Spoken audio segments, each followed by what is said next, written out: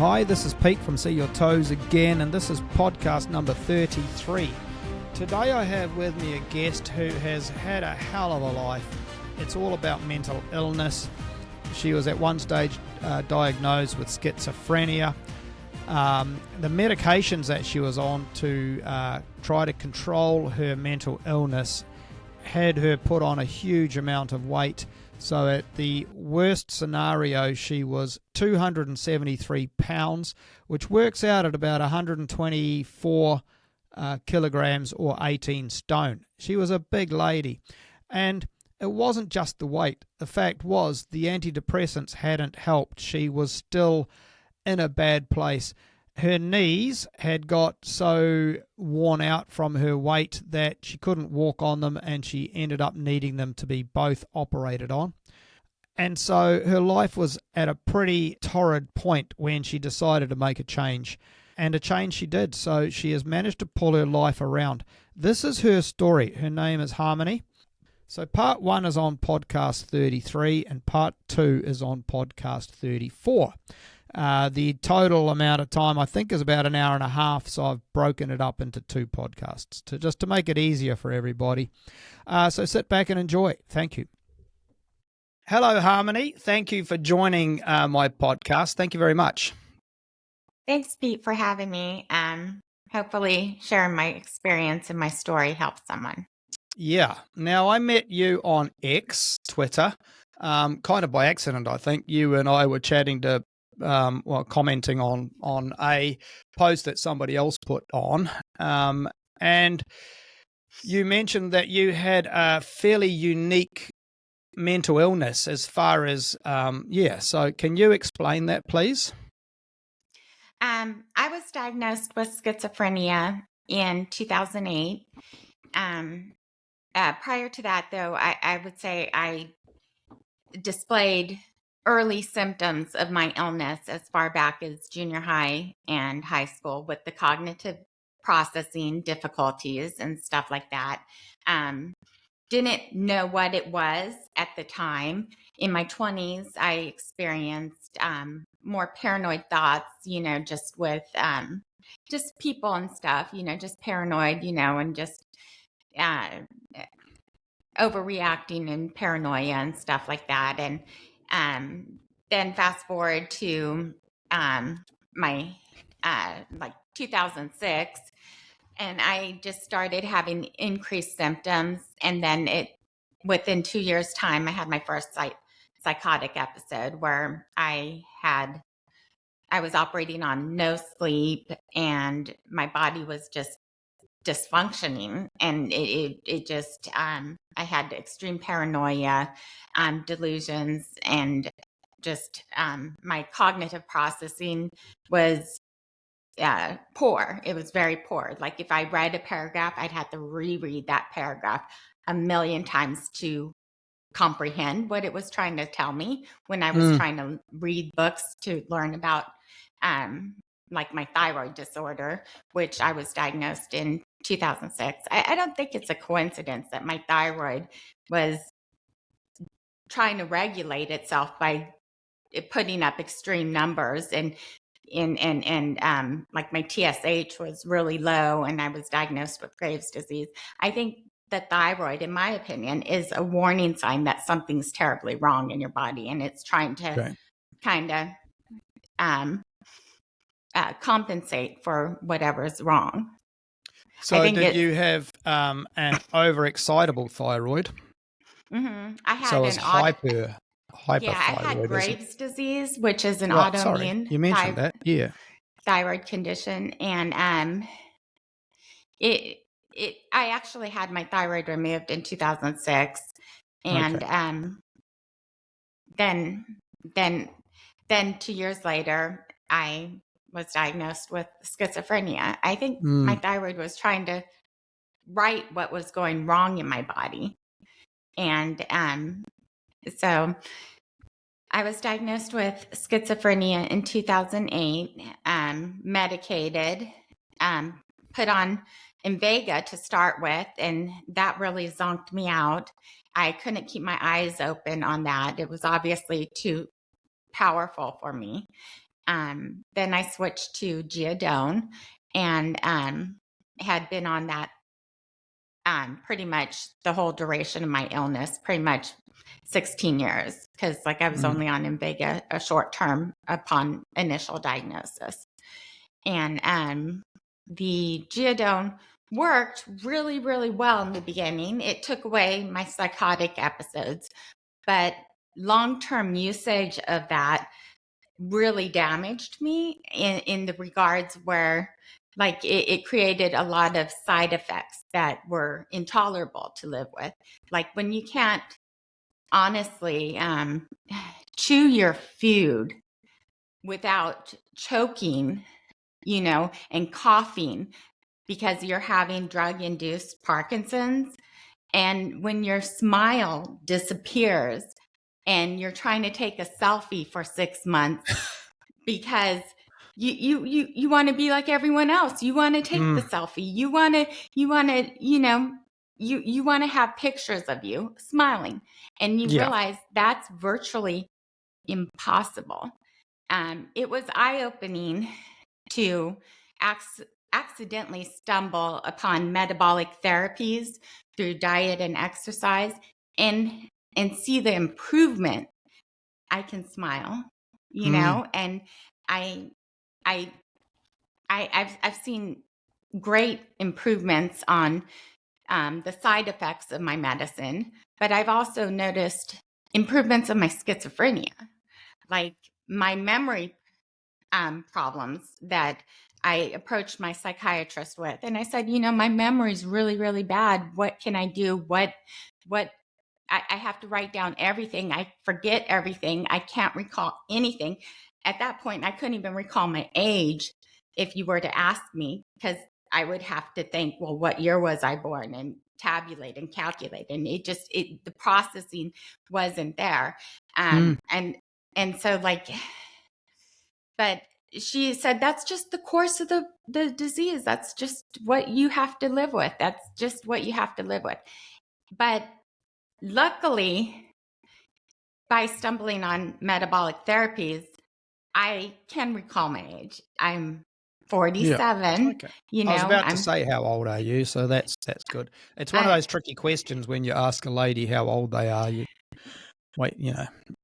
Could end up with you can't punch me, that's a good thing because we're in different countries. But, you could get upset if I say, how old are you? So you're 47 and you got this in 2008 properly, but you've had it all of your adult life, haven't you? Yeah, I've had the struggles and the difficulties. It just, there wasn't an official diagnosis until I was delusional and seeing things and really. That must have been terrible though, when you're growing up, like you said, as a late teenager and early adult and stuff, for anybody at any time of their lives, having your mind effectively working against you must have been horrible. Yeah. I would say early on, I've always struggled with social anxiety and stuff like that, and so I even in my 20s, I took a job as a waitress so that I would force myself to talk to various new people every day. It was almost therapeutic in a way. So I've always been trying to find solutions That's right. to my problems. That's impressive, getting yourself as a waitress, because I know most people, of course, who have any sort of anxiety, that would be the last thing you want to do is be a waitress. So I'm going to take my hat off to you for that. Yeah. I've always tried to better myself to some degree. But when the only choice presented to you is a medication that doesn't really do that and only made me worse long term because of the physical ailments of drug-induced Parkinson's and the side effects of the weight gain.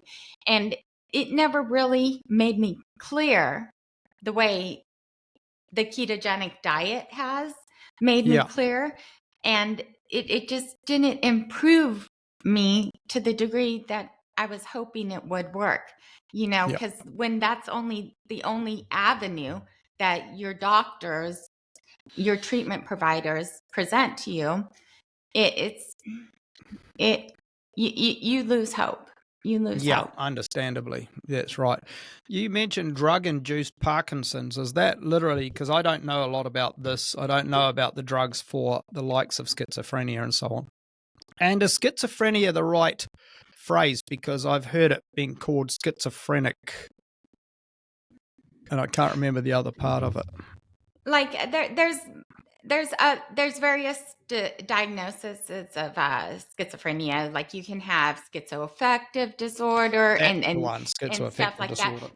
But it's all under, in my opinion, the umbrella term of schizophrenia. Yeah, I think I fall into the category of paranoid schizophrenia. yep, And same with my father, he fell into that category as well. But there's not that much difference amongst any mental health care patient. I've seen very much similarities in us all. Like a lot of us suffer from chronic pain and autoimmune conditions and stuff like that, that increase swelling, which increases, guess what, pain, So like yeah, there's a lot of common denominators, and there's a lot of multiple diagnoses of like multiple illnesses like bipolar and schizoaffective yeah, and anxiety and depression. yeah. But I think it's all an umbrella term. Like I don't think there's much that separates any of us, and I think they can all be treated the same. That's right, and that's the problem with people who want to put something in a box. They want to give you a specific label. We're going to call you schizophrenic. Whereas, as you say, you could be schizophrenic with bipolar. You could, there's just never ending, because if the problem is metabolic, which I think we're going to address soon and say that it is, then if it's metabolic and your metabolism is screwed, then you're going to be screwed in all sorts of different directions, not just in one. Yeah, I've had multiple instances where like I've been diagnosed as schizophrenic, but Yeah. I've also had bouts with terrible anxiety, agoraphobia, depression. So like there's like they're all very much under the same umbrella, mental illness, Yeah. and it needs to be addressed the same way. Yes, indeed. I've got a note here because I did write some notes down. Was there anything, and I hate reading notes. It's like people who put up, I know I'm deviating here. It's like people who do a PowerPoint presentation at work and they put up the PowerPoint presentation on the big screen and then they stand there in front of the class and read the PowerPoint present. It's like, you could have just sent that to me. You didn't have to stand here and waste my time. Send it to me. I'll read it in my good time. So I hate people who read notes. But was there anything in your life that seemed to trigger the illness? Or was it just something that brewed up over the years? I guess you've kind of answered that, haven't you? It just Yeah. kind of brewed up, or do you find when you were getting sort of relapses of it and stuff, were there triggers to your knowledge? Well, anything that spikes the glucose could trigger it. So like Yeah. stress can spike your glucose, pain can spike your glucose. Anything can be a trigger to mental illness. So like, even my nerves about coming on here could trigger my illness, especially if my medicine of my antipsychotic elevates my glucose. Anything could tip me over, Yeah. you know? Yeah, for sure. Yes. And a lot of people, and I think you did mention this a little bit just before too, when you were talking about symptoms, one of your symptoms was weight. And I've seen pictures of you on X where you've shown before and after shots. You got quite big at one stage there, didn't you? Was that big? Was that, sorry, that again, that's always another touchy I did. subject.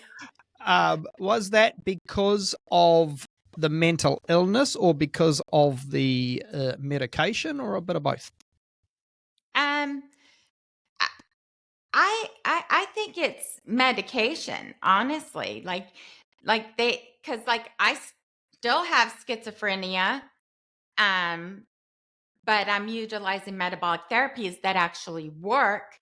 And so like, I think it's medication because like when I was taking the medicine, I ballooned up to that 273 pounds.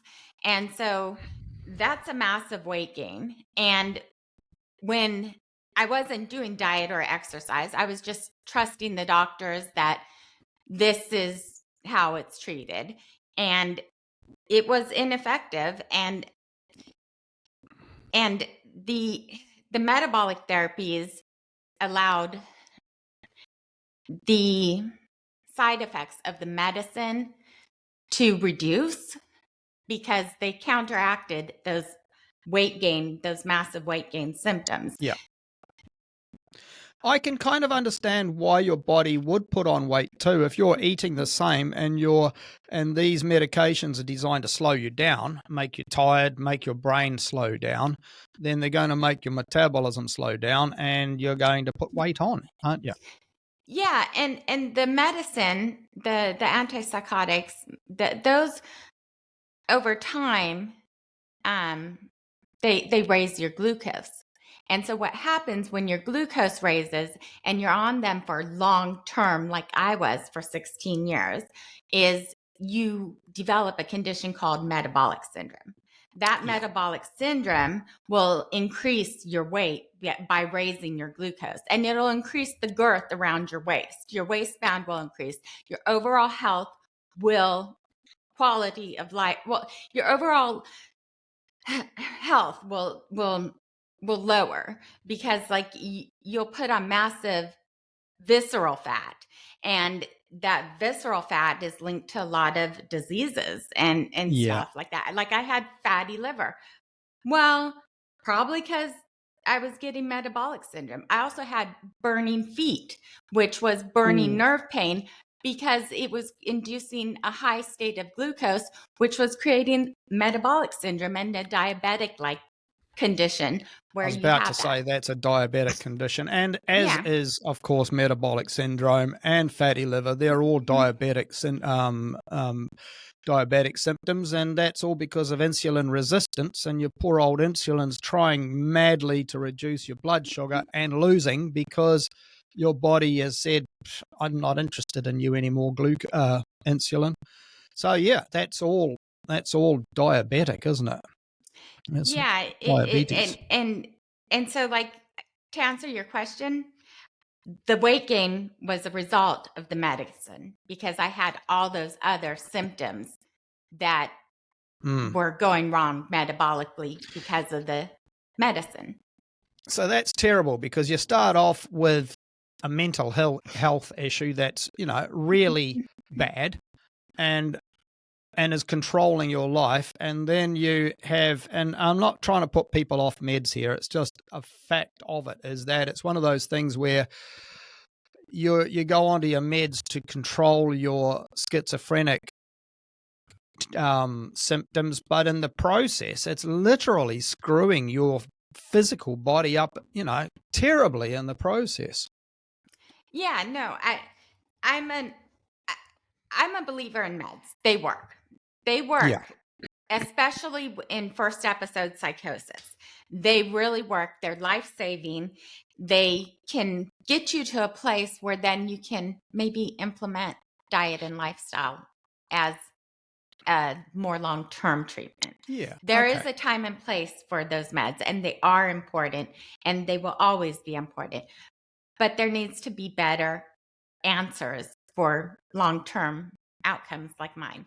And I don't want the option of taking a GLP-1 drug. I don't want more side effects. A lot of people go on those drugs and they see great improvements. My brother-in-law was bipolar with psychotic episodes, and he was on medicine, Abilify, for years, unemployable, couldn't maintain a job, would get a job, keep it for a month, quit. It was too much for him. And it's too much for a lot of patients to work. A lot of them, the vast majority of serious mental illness, are unemployable. They're on disability or they're just not working. And that's the sad truth. but he started taking a GLP-1 drug because his antipsychotic gave him metabolic syndrome, and he's employable. He's a teacher now. So those drugs, while they have massive side effects, and I don't want to opt for them, my story will be different than his, but it worked to improve his mental illness. Yeah, okay. Yeah. So I've asked how the meds make you feel. I think that's pretty, I think you've kind of summed that up already. You could say that did you feel positive about the meds? This is back then when you were obviously you were large as well as mentally unwell. Did the meds make you feel better as far as mental is concerned? Yes, they did make me feel better. As far as they took away my delusional thinking and my paranoia and stuff like that. They did up until when did they stop? They stopped working, I would say probably spring of last year. They stopped working for me. They no longer worked. And I like to think that the reason they stopped working is because they were inducing metabolic syndrome and raising my glucose too high, thus contributing to feeding my schizophrenia since they're metabolic and glucose fed. And so, I think that even though trying to up my medicine to control my symptoms that started presenting when I lapsed my diet and lapsed my intermittent fasting last year. And it didn't work for me raising my meds because they were doing more harm than good over the course of taking them for 16 years. They raised my glucose too high to make them an effective treatment for me. Okay. All right. Without the GLP-1 drug. Yeah. So what is a GLP-1 drug for people like myself who don't know? Just roughly. It's like a metabolic drug they give to diabetics and stuff like that, or people that have metabolic syndrome.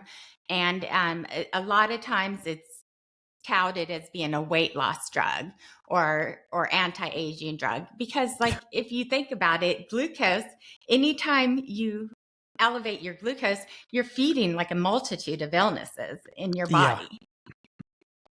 Yes, including cancer, by the way, because cancer is I believe it's the only cell in a person's body that can't feed itself. It can't create its own energy, because every other cell in your body has those little critters called mitochondria in them, and they generate energy, but cancer cells don't have mitochondria. They can't generate energy. They need energy from the stuff that's around them, like your blood and your plasma and everything else. And so, of course, if you're on a diet that's got lots of glucose, then your cancer cells have lots of food. Yeah. So it's amazing when you dig deep into the root cause of many illnesses and diseases, and you're like, oh, it's glucose fed. Oh, maybe I should cut the carbs. And funny, and this is a slight tangent again. I just picked up a new car, and company car, and the chap who dropped it off, I said, "Have you got somebody picking you up?" He says, "No, I'm going to go back to the Leeds train station, and I'll get a train back to Doncaster." So, oh, okay, I'll drive you there. I don't want you catching the bus. We're driving there, and I said, "How are you?" Because he looked like he wasn't particularly metabolically healthy. And he said, "Oh, I'm fine, but my wife has been diagnosed with cancer." I said, "Oh, I'm so sorry." "Yeah, she's on meds and stuff, and the doctors have got her on a fancy new diet, actually." And we started talking, and it turned out it was a ketogenic therapeutic diet. So That's good. back on the carbs, of course, and cutting back on the carbs will help her body fight the cancer because the cancer will have less food to be able to latch onto. It's amazing. I've even heard personal experiences with Lyme's disease and it helping that. And, so like, I think because glucose feeds inflammation and inflammation's usually prevalent in any disease and stuff like that. And so Yeah. like, it's just, it's a healthier way to live when you Okay. cut the glucose and carbs. Yeah. So on that basis, as a natural progression of this conversation to say, you were, am I allowed to use the word obese? I mean, you are 257 pounds, didn't No, you say? 273. I Sorry, was got them I around the was wrong way. I was And it, really obese. and for listeners who don't know what a pound looks like, that's 124 kilograms. And if I divide that by 6.7, I think it is. Don't pick on me here. That's 18 and a half stone. That is a big, that is a big person. It just helps people visualize how big you were. So that is, you were a big person. How tall are you, incidentally? Not that tall. I'm 5'4", and so Yeah. that was a lot of weight for somebody my size Yeah. to carry. Obviously, if you're 5'10", it's a bit different than if you're 5'4". So yeah, no, that's a lot of weight. So you were that weight. You were on your meds. You were feeling not wonderful, and then something must have triggered you to make a decision that was outside of what your doctors and so on were telling you. Yeah, I had deteriorating health. I in 2020, um, I had my two of my cervical discs replaced in my neck because I was losing the ability to hold my neck upright and the ability to stand on my feet, my legs. I was losing the ability to walk. And I also had knee surgery within a month of having the spinal surgery. And that knee surgery, I had a loose body the size of a peanut of cartilage getting wedged in my knee. So I couldn't even stand for two reasons, because my spinal cervical myelopathy, and I couldn't stand because my knee was messed up. And so uh, at that Wow. point, at that point, when I was losing the ability to stand, I said, to myself, and I said a little prayer, I said, oh, if this surgery helps me to be able to regain the ability to stand, because I was losing feeling in my leg and it was numb and it was just like dead weight, like I was dragging it and stuff. And as I said to myself and I said to God, I was like, if if I regain the ability to stand and it improves with the surgery, I'm not going to waste this opportunity. Mm. I'm going to do something with it. I'm going to try really, really hard. It's one of those things, I guess, where you realize how good you had it when you don't have it. It's, there's songs about it. There's everything. It's, that whole, when you're lying there and you're thinking, maybe I'm stuck. Maybe this is my life. I wish I could walk. And on top of that, of course, you mentioned earlier that your feet were playing funny buggers because you had diabetic. Well, that's all a lack of circulation, isn't it? So your feet were dying. That's why diabetics get their feet chopped off, amputated. Yeah. So there's a pretty rocky road you were heading down.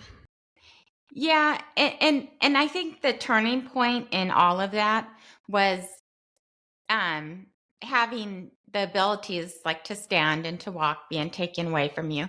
And then just instead of focusing on all my problems, I started focusing on finding solutions to my problems. And that was the game changer. Because I had every reason why you shouldn't exercise, every excuse in the book. Like I had all the cards stacked up against me. Like if I wanted to look for excuses, I had plenty. I Well, had that's right. every one of them. Yes, you did. No, you did. And most people would have said, it's that theory that big people, obese people, they should just eat less and exercise more, which we all know is, well, we don't all know. A lot of people still believe that. It's rubbish. It's crap. But you had a much better excuse. You were literally bedbound, so it's pretty hard to get down to the gym and do some cardio when you're bedbound. Yeah, but I could still stand and I could still Okay. move my legs. And Okay. to avoid the symptoms of the burning pain when I was on walks, and still to this day, because I'm still on medicine for the schizophrenia, the antipsychotics. Yep. I recently walked 18.2 miles. Wow. And guess what? Guess what was my footwear choice? You're not going to believe this. I'm not going to say thongs, for goodness sake. Close. Although I do have a pair of UFUs that I will put up like 10 miles in. But I did sandals. I did like elastic strappy sandals, and they're like just like a pair of Skechers, but they're elastic and they're open toed because I was focused on finding solutions for my problems. So I had all that burning pain, which was increased by hot weather, which made the burning foot pain worse. So I opted for open toed shoes to walk in. And yeah, I got a few blisters, probably not as comfortable, but it's doable. Yep. Well done. 18.5 miles is a long way. I think the best I've ever done, even when I was quite fit, was 17 miles one day. And this day and age, at the moment, if I do more than 8, my body will start complaining. So 18 miles is I take my hat off to that. So at some stage, though, you decided to change your diet. You're not just sort of deciding to exercise a bit more, but you've changed your diet as well, from what I can gather. Yeah. Okay. So I have, during the course of my illness, I have tried just moving more and exercising and walking more. And prior to this weight loss of over 100 pounds that I dropped, I did lose 80 pounds prior, probably about 10 years ago. But this is the kicker.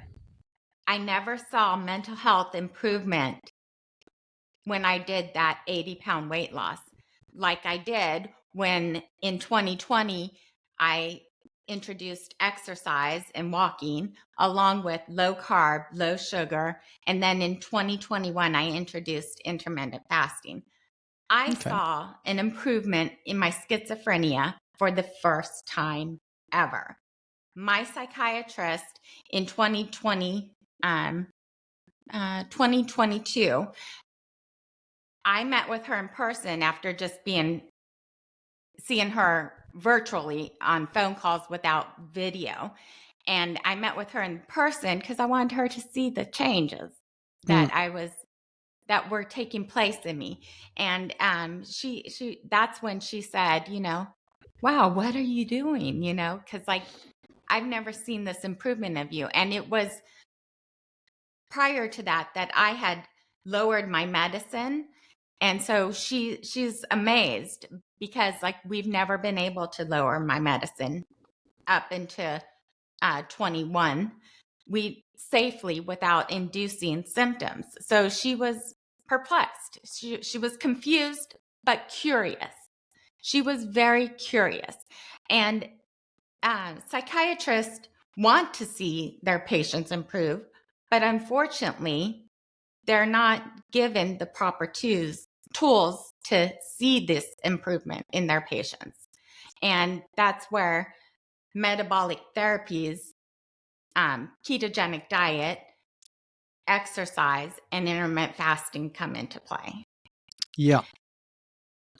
So what made you decide to do the ketogenic diet though? What triggered you? What did you just see somebody? Did you read something? What was the trigger for that? Because Okay.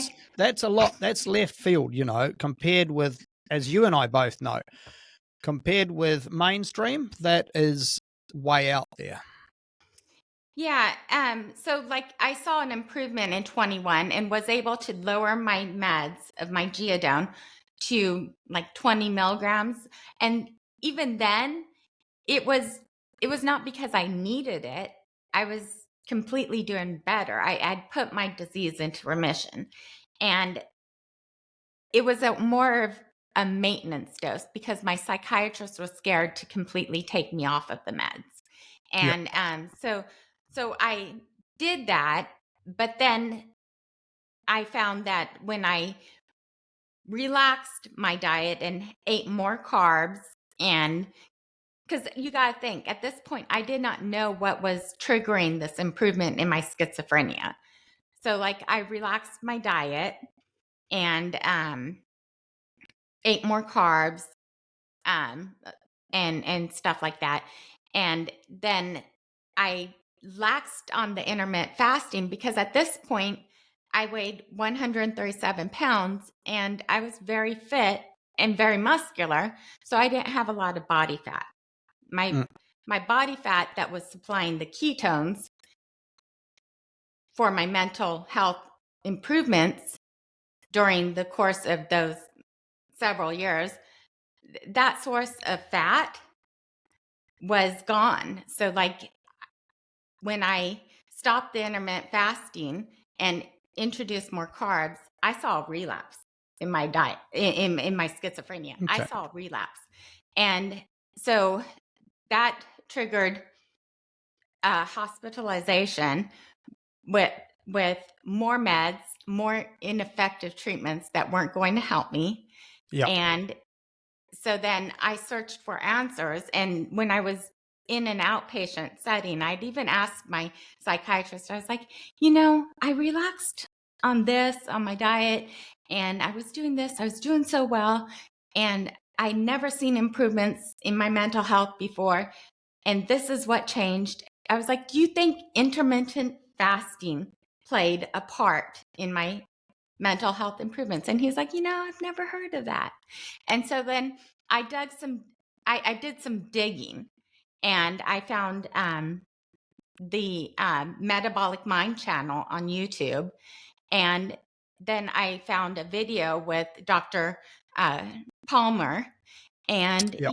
he's a great source of information for anybody in a similar situation. But I found that video and I found the reasons of why I was doing well was because the ketosis is what I needed to heal me and my schizophrenia. I needed to put my body into ketosis, and I had successfully done that with metabolic therapies, and it wasn't working probably because I needed to up the fat intake in my diet, because while I was low carb and low sugar, I was also low fat.